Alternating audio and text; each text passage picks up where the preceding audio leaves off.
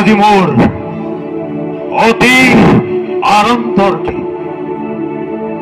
স্নেহৰ ভনী দৈপকীৰ শুভ পৰিণয় সম্পন্ন হল অতি মাঙ্গলিক ভাবে। সখীময় মহন্ত বসুদেৱৰ দৰে গুণী জ্ঞানী মাত্ৰৰ হাতত মোৰ ভনী দৈপকীক কৰি সমৰ্পণ অংশই লভিছে আজি অপার আনন্দ। কিন্তু কালকেতু মহারাজ একটি কথাই মোর দর্শ অন্তর। আজি বুঝিছো কন্যা সম্প্রদান কিমান কঠিন। পিতৃমাতৃ নিজ কন্যা সন্তান কিমাদৰে সমৰ্পণ কৰে অচিনাথজনৰ হাতত। শূন্য কৰি মথুৰাৰ ৰাজকাৰে শূন্য কৰি কংসৰ হৃদয় দৈপকী যাব আজি যাদৱপুৰীলৈ। মহাৰাজ বেজাৰ নকৰিব, ই যে প্ৰকৃতিৰ নিয়ম। পুত্ৰ হলে পৰ কন্যাই ইহ শোভা কৰে আৰু কন্যা হলে গতি কৰে পৰৰ গৃহলৈ। তথাপিতো কালকেতু তথাপিতো মনে মোৰ নবল প্ৰভু দৈপকী মোৰ প্ৰাণ, দৈপকী প্ৰাণ মোৰ নয়নৰ মণি। মহাৰাজ পঠিয়াই দৈপকীক দূৰ দূৰলৈ ভগ্ন হৃদয়েৰে কিবাদৰে থাকিমেই শূন্য কাৰিকৰ। মহাৰাজ দুৰ্বল নহব, আপুনি পাহৰি নাযাব কৰ্তব্য আপোনাৰ।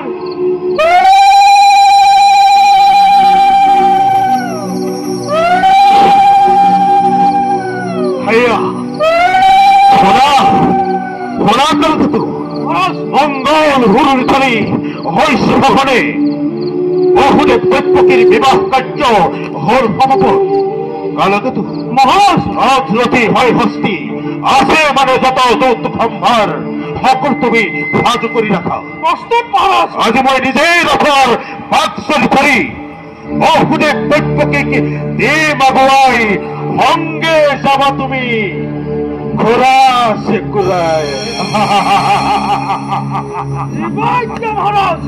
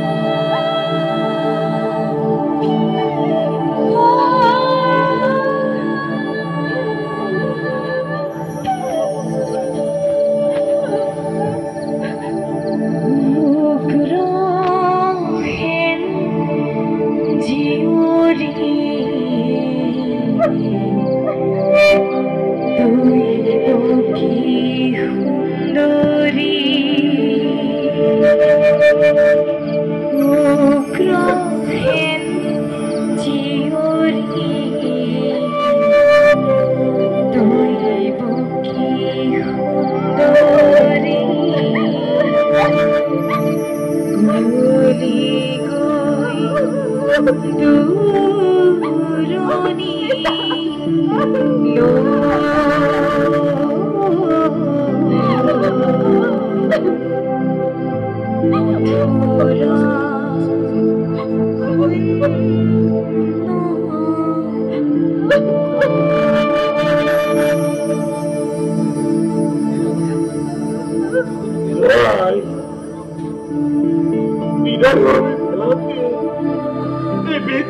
পিতাৰাই তো কিনু দিন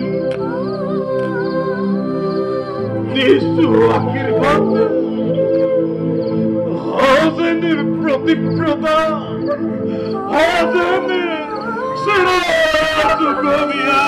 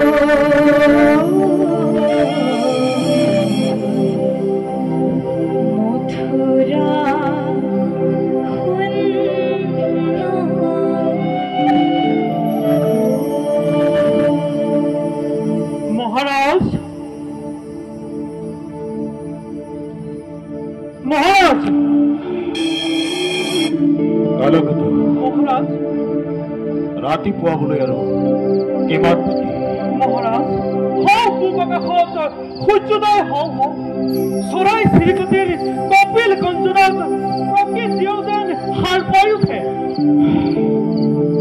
কালকিত ৰাতিপুৱা বোলে আৰু বেছি পৰ নাই অসুৰে দেৱপকীৰ বিদায়ৰ ক্ষণ হল অতি সমাগত আছে প্ৰস্তুত ৰথ ৰথি হয় হস্তি সকলোবোৰ প্ৰস্তুত মহাৰাজ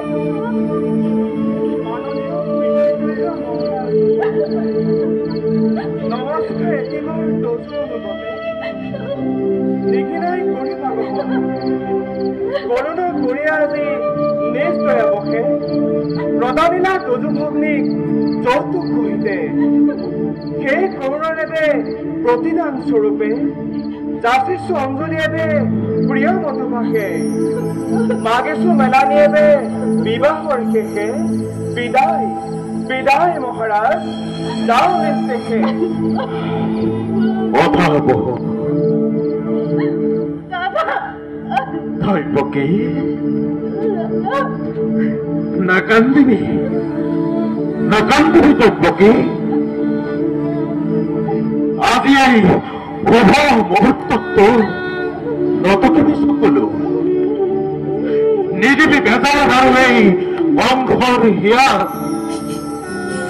পিতৃ গৃহৰ পৰা আছি তই অতি সবে অতিৰ গৃহলৈ যাবলৈ ওলাইছ। আজি তোৰ মহা আনন্দৰ দিন দৈপকী, মহা আনন্দৰ দিন। ক্ষমা কৰি দিয়ক দাদা, অতি অভাৱী নুবুজিলো ভাতৃ পূজাৰ প্ৰকৃত দৈপকী তেনেকৈ কৈ কিয় বাৰু দুখ দিছোৱে দাদাৰ হৃদয়ত। শৈশৱৰ পৰা অকপট স্নেহৰ বান্ধোনেৰে বান্ধি ৰাখিছো তই সিয়ে অভকা দাদাৰো আগবাৰো মই কিদৰে পাহৰো। ময়ো দাদা, ময়ো চিৰঋণী হৈ নাপাহৰো কাহানি তোমাৰ এই অস্থিতি স্নেহ। মহাৰাজ খবৰ পেল ভক্তি দৈপকী কাজী তোমাৰ হাত সাবাদে তোমাৰ স্নেহৰ বন্ধনেৰ পৰা কেতিয়াও দৈপকী নহয় বিচলিত। আগলি ফণিবোৰ দৈপকী অতি আলা ভাল বেয়া পাই একো নাজানে। সবাই গোপন জানি অল্প দোষ নাই পরিবর্তনা।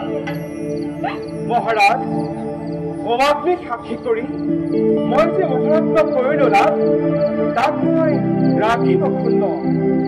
আপোনাৰ আদেশ মই নকৰো লংঘ মহাৰাজ। আদেশ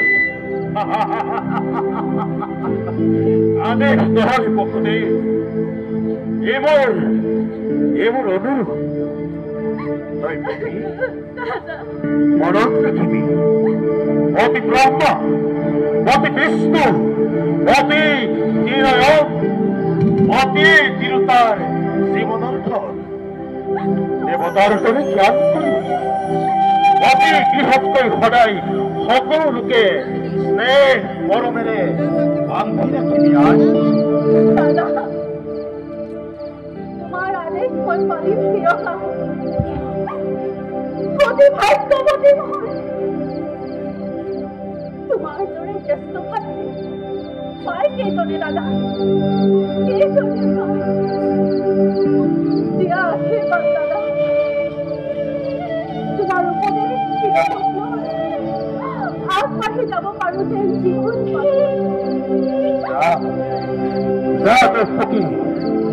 গতব্যৰ চৰণত কৰি একেবাৰে তোক মই ৰহৰ ব্যৱহাৰ কৰিছিলো।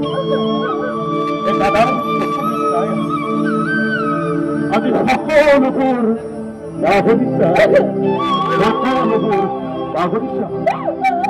ৰাতি গৃহত গৈ লক্ষ্মী স্বৰূপিণী হৈ হত সিংহ হব ভক্তিবন্ত সন্তানৰ মাতৃ হবি। তহঁতৰ যুগ্ম জীৱনৰ দিছো আশীৰ্বাদ, তহঁতৰ যুগ্ম জীৱনত হৰগৌৰীৰ হওক উপভোগী।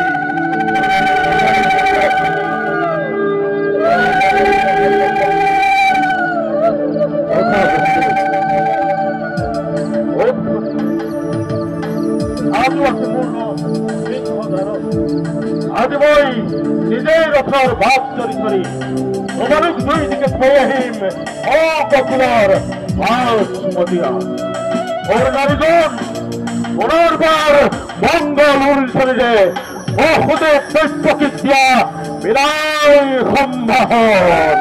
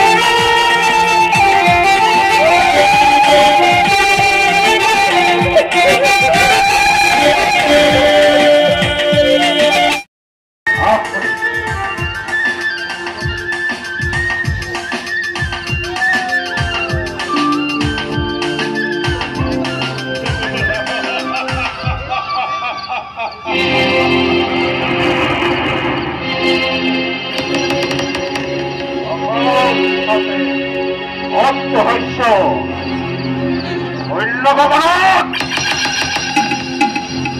অভ দিনে অভ কার্যে অধমঙ্গল জানাই মোৰ মনৰ দুৰ্বলতা শুনিছো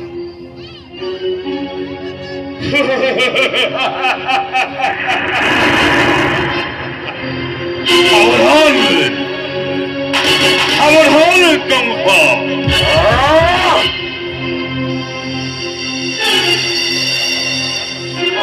উদ্দেশ্য কৰি হাস্য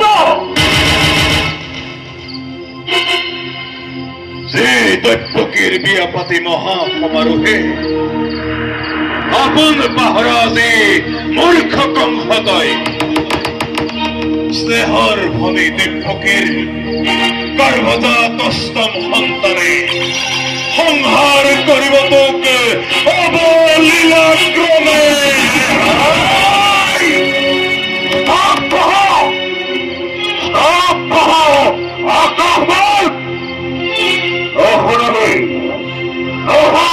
কংসকাৰো মৰণৰ বাতৰি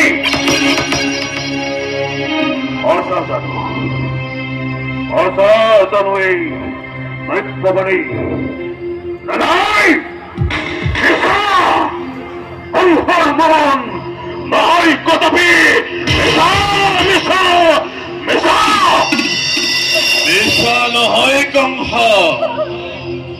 মৰণৰ দিনটোৰ দুৰন্ত অসুৰ চমু চাপি আহে দিনে দিনে তাৰে আজি অপূৰ্ব সূচনা তাৰে আজি অপূৰ্ব সূচনা